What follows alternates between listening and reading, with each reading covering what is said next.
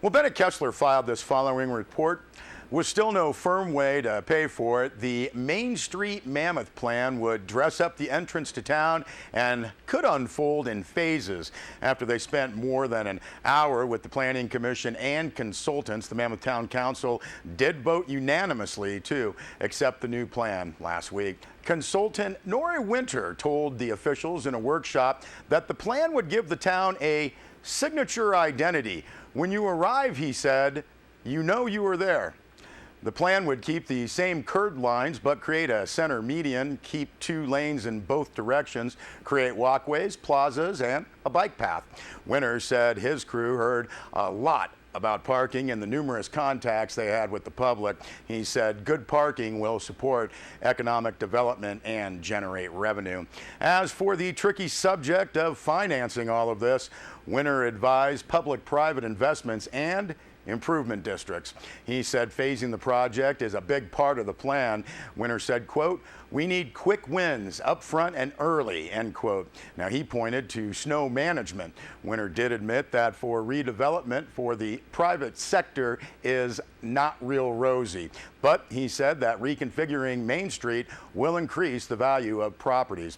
Now, during the regular council meeting, Paul Rudder said the plan would require the town's occupancy rate to go up beyond the current 35 to 40%. Rudder said that will translate into money earned by businesses. Councilman John Eastman had raised the question of getting private business owners to get involved.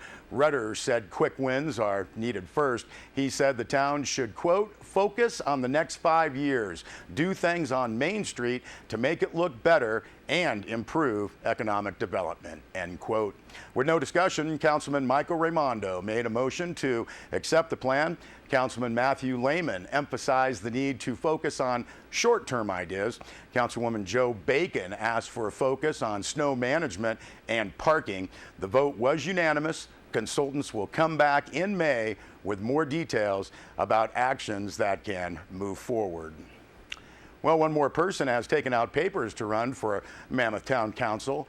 John Wentworth, president of the Mammoth Lakes Trails and Public Access. Now, 3 seats are up for election in June, those held by Councilman Rick Wood, John Eastman, and Matthew Lehman. Now, at last word, Eastman will not seek re-election, and Wood and Lehman were still considering their options.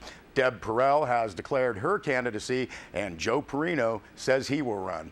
The deadline for filing candidacy papers is March 7th, and you can check with the Mammoth Town Clerk for more information.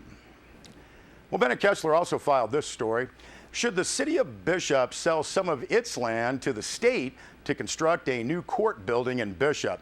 Citizens will have a chance to comment on that tonight at the Bishop City Council meeting, and as well as Tuesday night at a special meeting. Now, tonight's regular meeting starts at 7 with a recognition of Bishop as a 2013 Tree City USA. A representative of the Arbor Day Foundation will recognize Bishop for its, quote, urban forest management, end quote. Then comes the public hearing on the potential sale of city property for a new Inyo County Courthouse in Bishop. Now, the state has proposed purchase of about 1 acre of city-owned land on the northwest corner of Church and Warren Streets.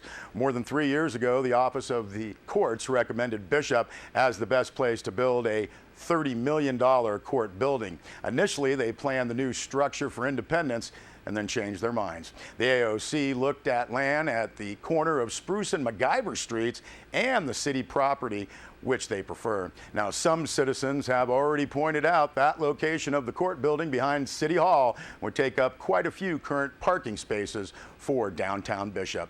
When the state suffered severe money problems, the courts cut back on funding, and this new project looked threatened. But now the state wants to move ahead. Now, for those who cannot attend tonight's public hearing, the council will hold a special meeting Tuesday, 5:30 p.m. at City Hall. Now, this second public hearing is the only item on the agenda except for a closed session for real property negotiations between the city and the administrative office of the courts. Well, let's go to Rob Gill, who talked with Stuart Brown about Mammoth Lakes Recreation. So Mammoth Lakes Recreation, MLR, it's kind of another acronym that our folks in town really like to do. but really it's a lengthy process. It started back in 2009, probably earlier in 2007, and it kind of went in partnership with the separation of Mammoth Lakes Tourism and Mammoth Lakes Recreation. So back then there was the effort to create a destination marketing organisation, and at the same time they were looking at how they can more effectively and efficiently deliver recreation for the community of Mammoth Lakes. So that process started back in 2010 with what was called a Mammoth Region Recreation Council. They went through several meetings really with the goal to try and identify how they can more strategically invest these Measure R dollars, which is that 0.5% sales tax incurred in the town of Mammoth Lakes that's dedicated just for trails, parks and recreation services in the town. So that effort started that long ago. It kind of morphed into what was called RecStrats, which is kind of a recreation strategy for Mammoth Lakes. That went through 2 iterations. We had 2 plans that were presented and adopted by Town Council. And that was really an identification of our 7 core strategies, identified a vision of Mammoth Lakes to be the best high alpine recreation destination in the country. So every effort past that point has been to try and deliver or affirm that expectation for the community. It certainly augments, it doesn't duplicate our recreation services currently being provided by the town. So the town municipal services would still deliver all our core recreation amenities and programs. Our facilities would still operate the pool, our ice rink would still run our summer camps and programs, would still work with our user groups in the community for AYSO Soccer, Monty County Little League, swim team, so would still provide all those services to the community. That wouldn't change. All would really change is this Mammoth Lakes Recreation entity would look at kind of being that overarching organisation for the town, kind of like a quarterback. So that would really be quarterbacking a lot of the recreation needs from a destination visitor point of view, and also providing some direction and guidance to the municipal direction as well. And primarily looking at how with our Measure R, Measure U dollars, how those can be strategically invested in regards to, is it capital facilities as we need? Is it a rec centre? Is it this performing arts centre? Is it something that we need for a special event venue?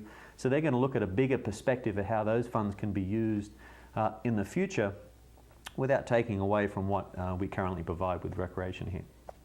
So I think the benefit for us as recreation is we can focus more strategically on delivering core recreation services.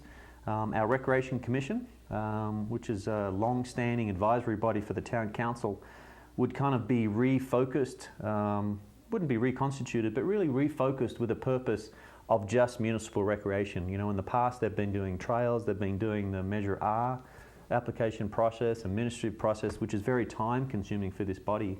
So I think for the community of Mammoth Lakes, they'll see hopefully a re-energised, recharged, refocused Recreation Commission.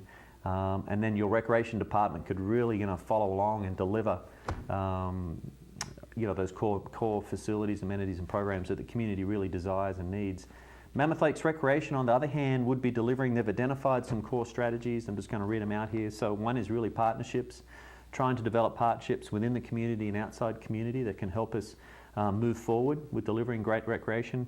New product development, so they'd look at what new products are out there. So for instance, running camps, working with the Mammoth Track Club, there's soccer programs out there we can bring in from Southern California that would really help augment our programs and utilize our facilities, really maximize. The Whitmore Track is a great example. We have a full synthetic soccer field, football field, great track. We're investing money to buy all track and field equipment, so we're really set up now to host some great meets. They're also looking at innovation, how they can really improve our existing programs and facilities. Leverage funding, which is really a big one. So it's almost like the equation of 1 + 1 = 3. So if they take our existing Measure R, Measure U money, how can they turn that in and maximize those dollars as well? So instead of $1.7 million, we're looking at how we can grow that to maybe $3, $5, $20 million. So leadership and advocacy, that'd really be the guiding force for developing both destination and elite recreation in Mammoth Lakes, and facilitating implementation, management, and helping us focus on new product execution in regards to operations. But the big part, I think, is what we want to emphasize here is that Mammoth Lakes Recreation is not going to be operating town facilities. They're not going to be managing town facilities. That's really the role of the town. These are all town-owned, town-managed facilities. So the town still has that oversight and that accountability with our town-owned facilities. So you'll still see the Recreation Department, take the lead in all those efforts. MLR is really something you can help augment our efforts. Well, we thank Rob and Stu for that. We'll be back with a weather report.